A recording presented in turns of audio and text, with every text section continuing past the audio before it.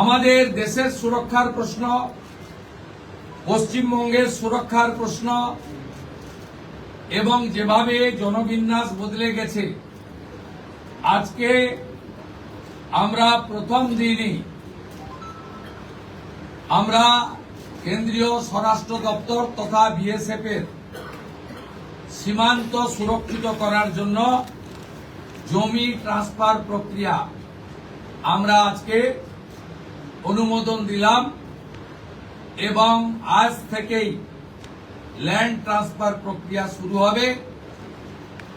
ভূমি ও রাজস্ব সচিব তাকে এবং মুখ্য সচিবকে দায়িত্ব দেওয়া হলো ৪৫ দিনের মধ্যে বিএসএফ এর প্রয়োজনীয় জমি হস্তান্তর সম্পূর্ণ করতে হবে, যা আমাদের কেন্দ্রীয় স্বরাষ্ট্রমন্ত্রী নির্বাচনের আগেই বলেছিলেন।